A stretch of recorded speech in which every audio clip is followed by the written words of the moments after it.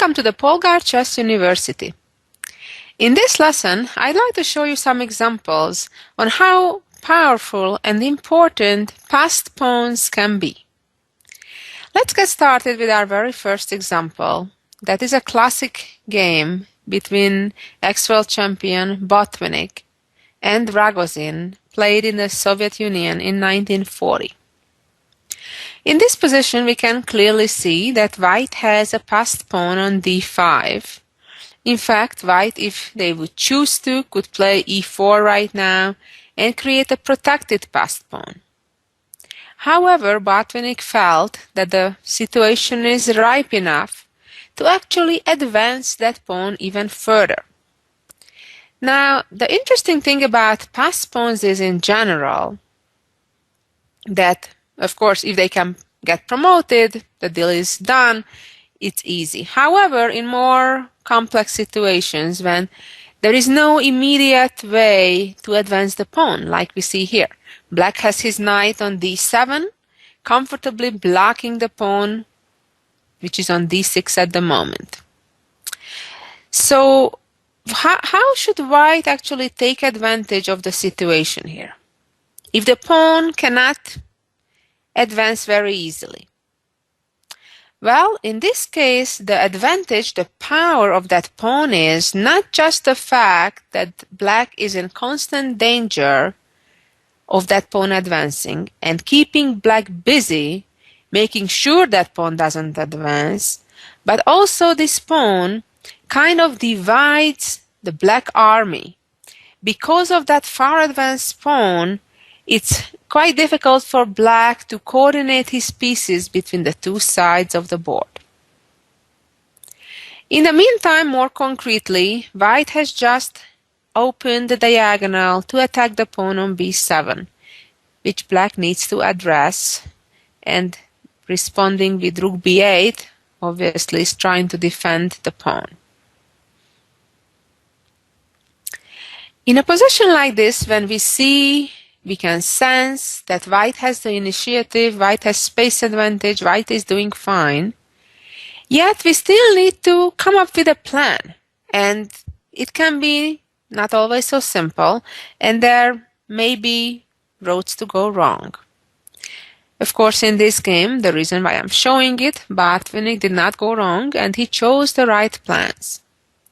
And he continued next, improving his worst located piece. And that's a very typical advice, that when you're not quite sure how to continue, there is nothing concrete and immediate in the position, the thing you should do, improve the position of your pieces. And in this case, it's quite obvious that that piece that needs improvement is the only undeveloped piece, and that's the bishop on c1. That explains white's next move, which was advancing the e-pawn to open up the diagonal for the bishop to develop. If black would allow, white would likely appear with the bishop on g5, creating a pin over the knight.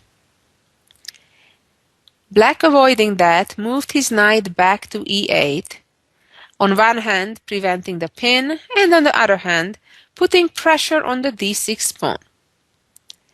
While obviously the knight is not threatening the pawn at the moment because the rook is protecting it, but it's a preventive move. It prevents the white knight coming to d5, and that's rather important, because if that knight could come to d5 without a loss of material, that would certainly improve white's position, with the knight possibly then appearing on e7. Now, after knight d5, black would respond by knight takes pawn on d6. So for the time being, white simply continues developing and develops the last undeveloped piece, the bishop.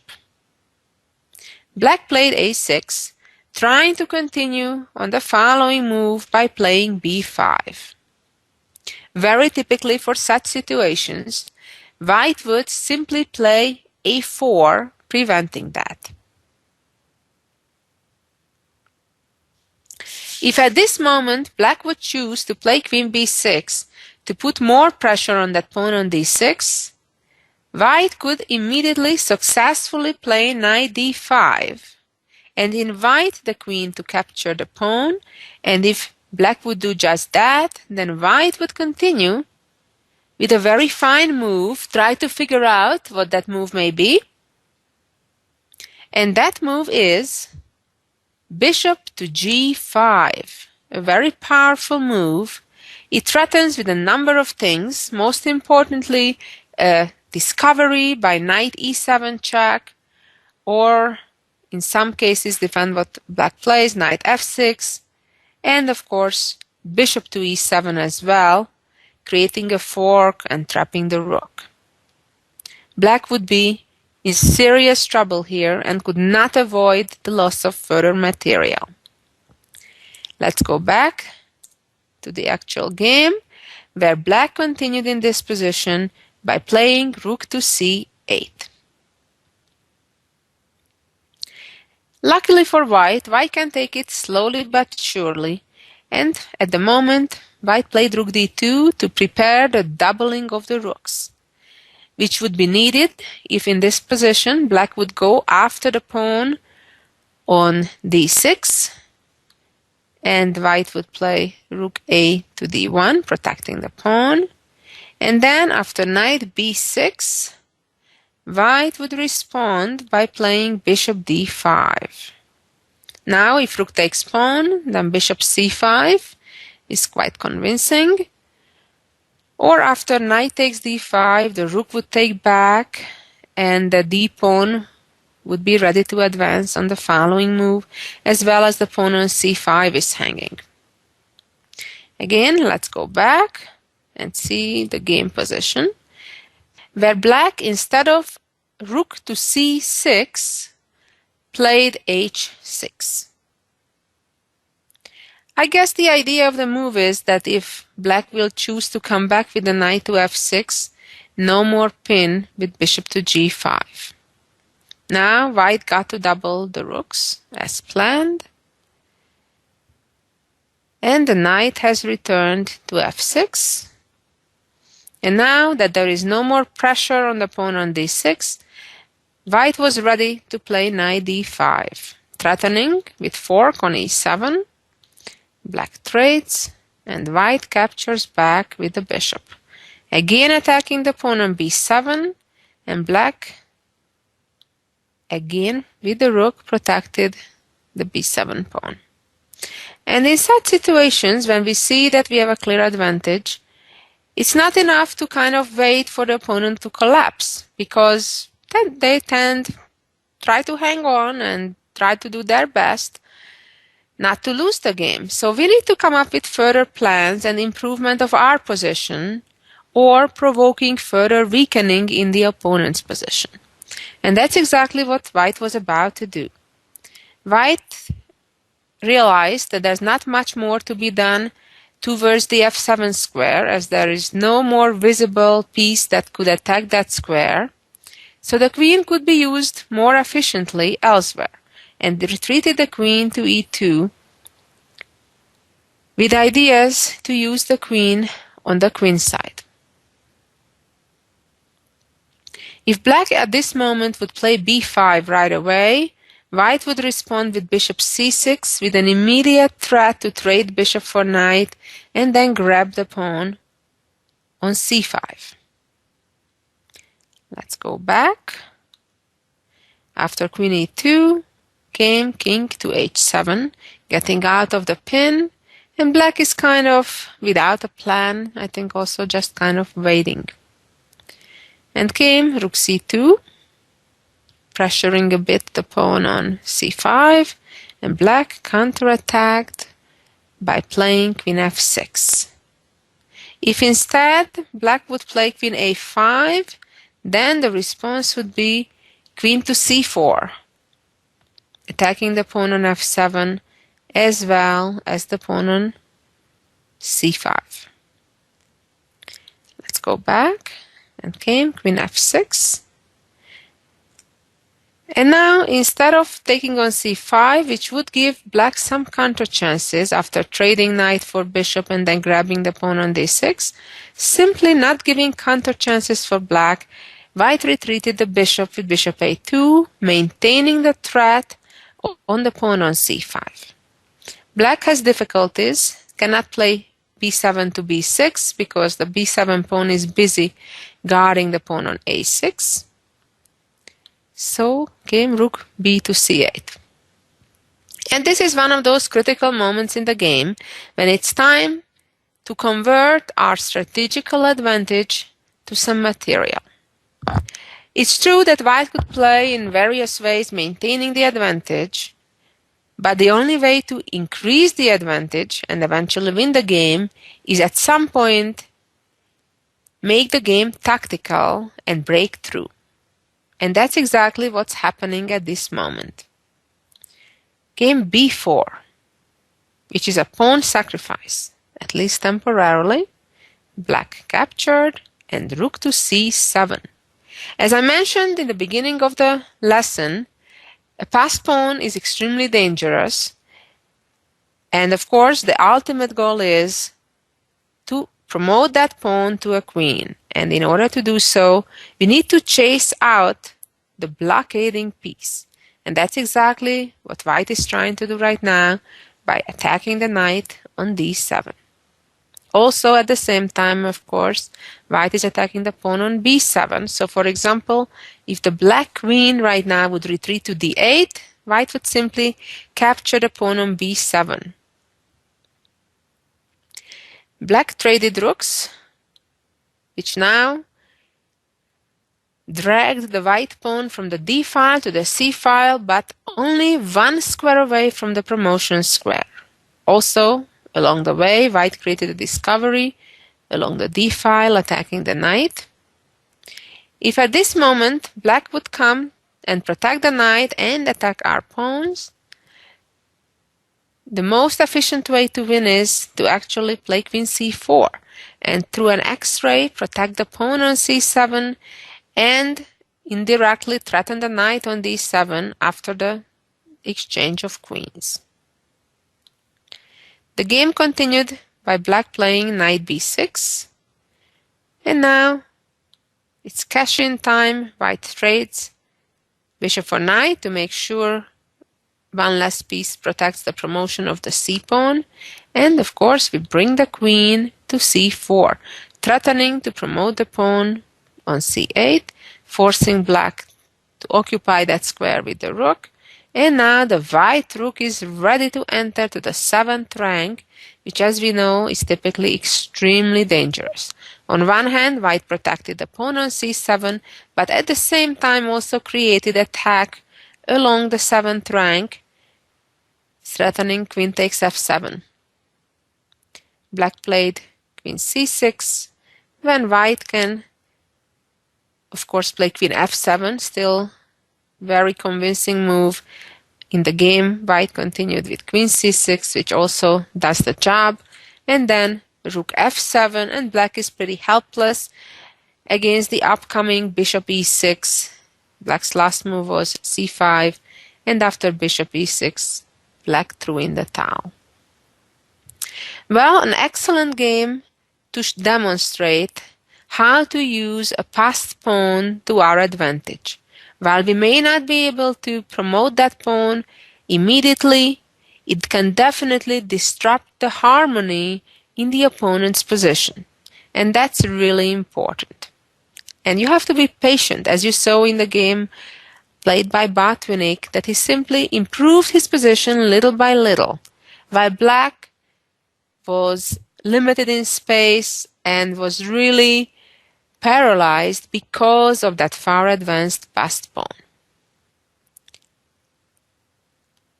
Okay, let's move on to our next example.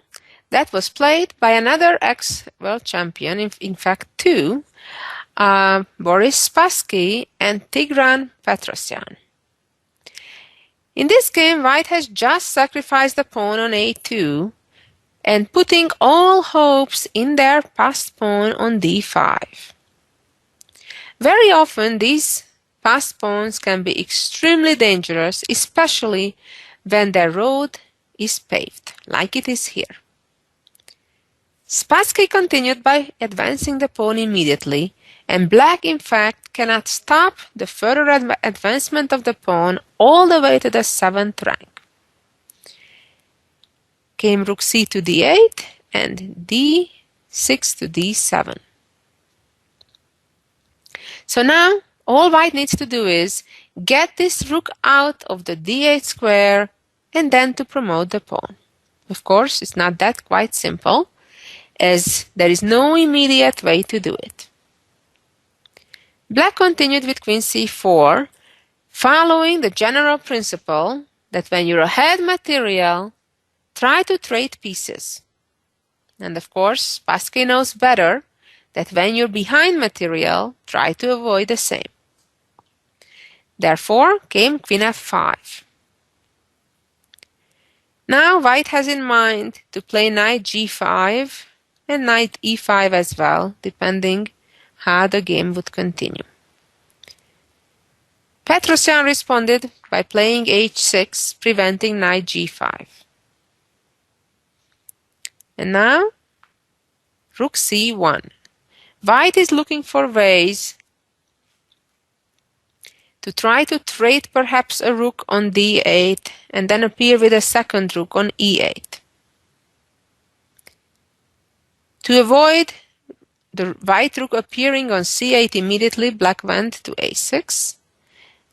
And now the white rook was ready to enter the 7th rank by playing rook c7. One of the big problems for black is in this position that by tying up the pieces, the black rook on d8 and at this moment also the queen on a6, in stopping the promotion of the d7 pawn, the black king has stayed a little bit unprotected. So by using that d7 pawn in tying down the opponent's pieces, while we can accomplish other goals. At the moment, white played rook c7, when black responded by b5, trying to revive the queen along the 6th rank.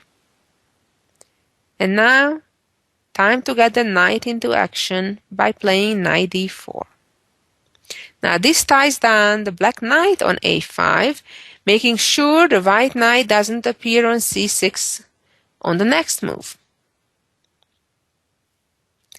At this moment, black's best choice was to play queen to d6 and give up on the pawn on b5. Black instead tried to play queen b6, making a fork on the white rook and knight, but this allows rook to c8.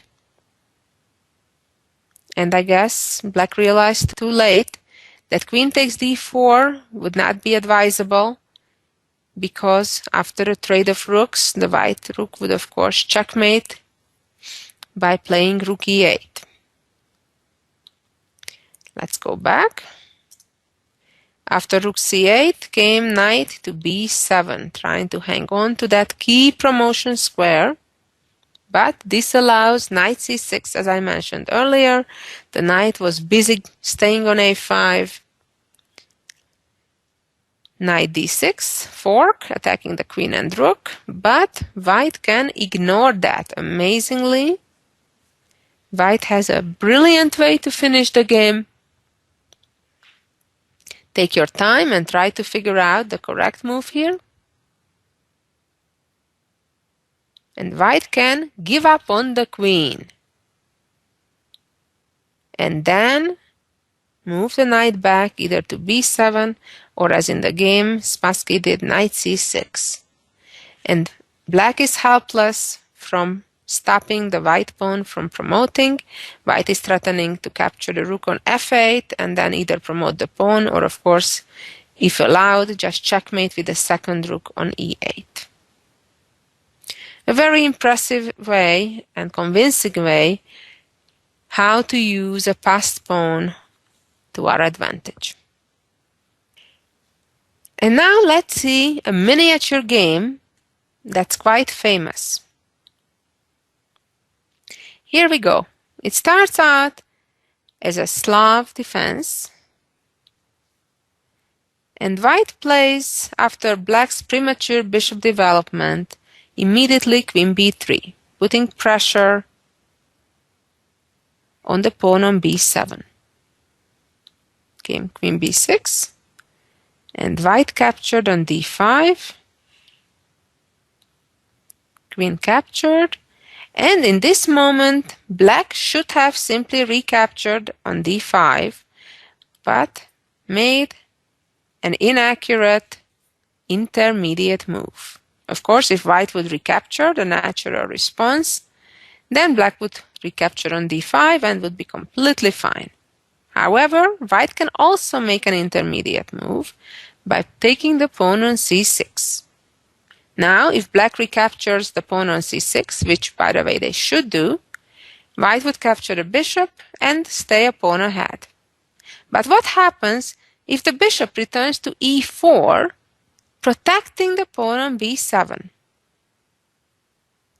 Now, if white would advance immediately the c-pawn, the black knight could simply develop and be fine. However, white has a very impressive combination. Rook takes a7. Look at that brilliant move. And when rook takes, pawn advances, and the white pawn gets promoted. Remember this trick. It's quite cute. Let's see the next example, which is a very famous combination from a game of José Raúl Capablanca, from a simul game. In this position, black has a very far advanced passed pawn on g2, but it seems that white has it all under control, with the king being on g1, and black not having any immediate way to checkmate or to kick the king out of there. However, with a brilliant combination, black can still promote the pawn and gain material. Sit back, relax, and try to figure out what that solution is. And that famous solution is rook f1 takes, and queen h2. Look at that. King takes, and pawn takes rook with knight, not a queen, but a knight. And at the end of the day, black comes out ahead.